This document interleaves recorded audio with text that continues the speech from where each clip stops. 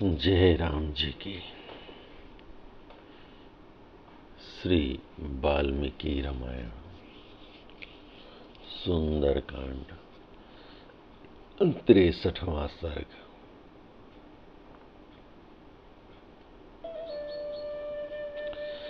दधिमुख से मधुवन के विध्वंस का समाचार सुनकर सुग्रीव का हनुमान आदि बानरों की सफलता के विषय में अनुमान लगना।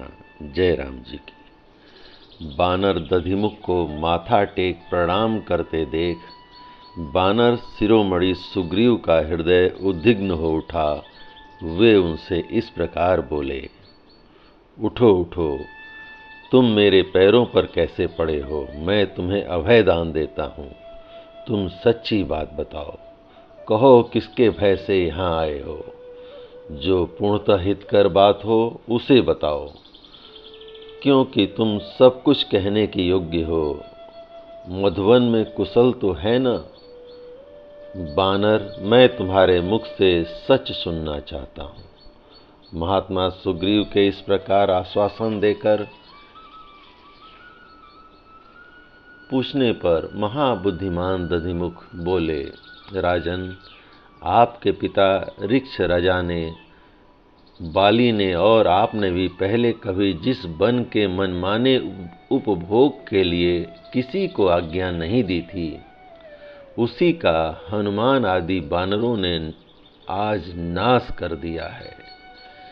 मैंने इन वन रक्षक बानरों के साथ उन सबको रोकने की बहुत चेष्टा की, परंतु वे मुझे कुछ भी न समझकर बड़े हर्ष के साथ फल खाते हैं और मधु पीते हैं।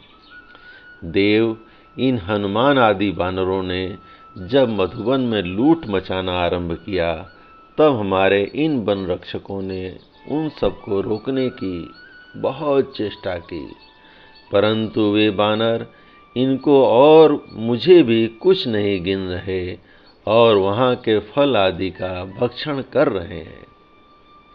दूसरे बानर वहाँ खाते पीते तो हैं ही, उनके सामने जो कुछ बच जाता है उसे उठाकर फेंक देते हैं, और जब हम लोग रोकते हैं तब वे सब हमें टेढ़ी भौहें दिखा रहे हैं।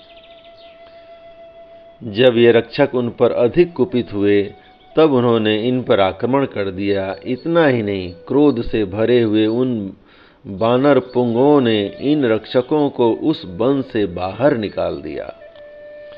बाहर निकालकर उन बहुसंख्यक वीर बानरों ने क्रोध से लाल आंखें करके वन की रक्षा करने वाले इन श्रेष्ठ बानरों को धर दबाया। किन्हीं को थप्पड़ों से मारा, किन्हीं को घुटनों से रगड़ दिया, बहुतों को इच्छानुसार घसीटा और कितनों को पीठ के बल पटक कर आकाश दिखा दिया। प्रभु, आप जैसे स्वामी के रहते हुए ये सूरवीर वन रक्षक उनके द्वारा इस तरह मारे पीटे गए हैं, और वे अपराधी बानर अपनी इच्छा के अनुसार सारे मधुबन का उपभोग कर रहे हैं। बानर शिरोमणि सुग्रीव को जब इस प्रकार मधुबन के लूटे जाने का वृतांत बताया जा रहा था, उस समय शत्रु वीरों का संहार करने वाले परम बुद्धिमान लक्ष्मण ने उनसे पूछा, राजन, वन की रक्षा करने वाला यह बानर यहाँ किस लिए उपस्थित हुआ है और किस विषय की ओर संकेत करके दुखी होकर कुछ कह रहा है?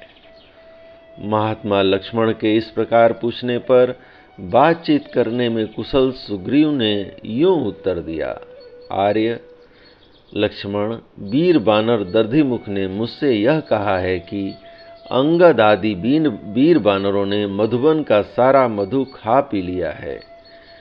इसकी बात सुनकर मुझे यह अनुमान होता है कि वे जिस कार्य के लिए गए थे उसे अवश्य उन्होंने पूरा कर लिया है, तभी उन्होंने मधुवन पर आक्रमण किया है। यदि वे अपना कार्य सिद्ध करके न आए होते तो उनके द्वारा ऐसा अपराध नहीं बना होता।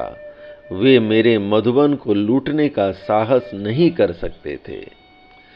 जब रक्षक उन्हें बारंबार रोकने के लिए आए, तब उन्होंने इन सब को पटक कर घुटनों से रगड़ा है, तथा इन बलवान बानर दधिमुख को भी कुछ नहीं समझा है। ये ही मेरे उस वन के मालिक या प्रधान रक्षक हैं। मैंने स्वयं ही इन्हें इस कार्य में नियुक्त किया है, फिर भी उन्होंने इनकी बात नहीं मानी है। इससे जान पड़ता है उन्होंने देवी सीता का दर्शन अवश्य कर लिया है। इसमें कोई संदेह नहीं है। यह काम और किसी का नहीं, हनुमान जी का ही है। उन्होंने ही सीता जी का दर्शन किया है। इस कार्य को सिद्ध करने में हनुमान जी के सिवा और कोई कारण बना हो, ऐसा संभव नहीं है। बानर शिरोमणि हनुमान में ही कार्य सिद्धि की शक्ति और बुद्धि है।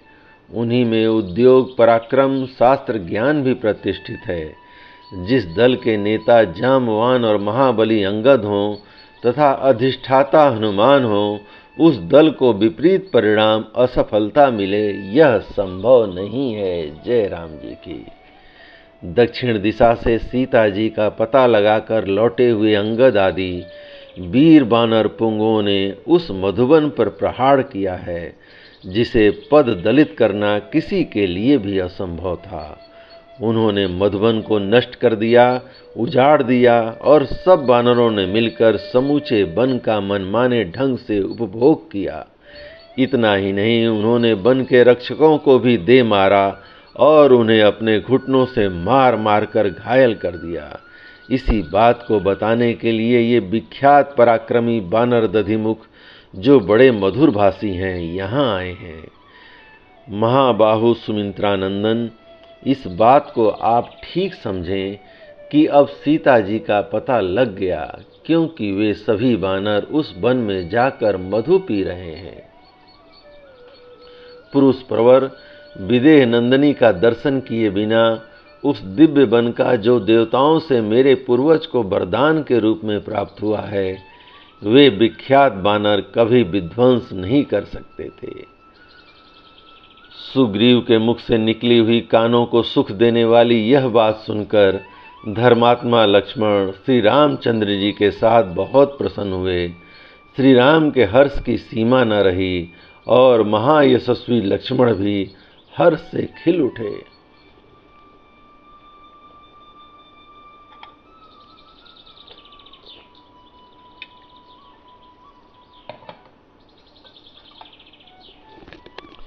दधिमुख की बात सुनकर सुग्रीव को बड़ा हर्ष हुआ।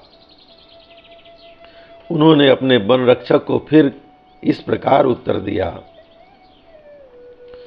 मामा, अपना कार्य सिद्ध करके लौटे हुए उन बानरों ने जो भी मेरे मधुबन का उपभोग किया है, उससे मैं बहुत प्रसन्न हुआ हूँ। अतः तुम्हें भी कृतकृत्य होकर आए हुए उन कपियों की ढिठाई तथा उदंडतापूर्ण चेष्टाओं को क्षमा कर देना चाहिए। अब शीघ्र जाओ और तुम ही उस मधुबन की रक्षा करो। साथ ही हनुमान आदि सब बानरों को जल्दी यहाँ भेजो। मैं सिंह के समान दर्प से भरे हुए उन हनुमान आदि बानरों से शीघ्र मिलना चाहता हूँ और उन दोनों रघुवंशी बंधुओं के साथ मैं उन कृतार्थ होकर लौटे हुए वीरों से यह पूछना तथा सुनना चाहता हूँ कि सीता की प्राप्ति के लिए क्या प्रयत्न किया जाए। वे दोनों राजकुमार श्री राम और लक्ष्मण पूर्वोक्त समाचार से अपने को सफल मनोरथ मानकर हर्ष से पुलकित हो गए थे।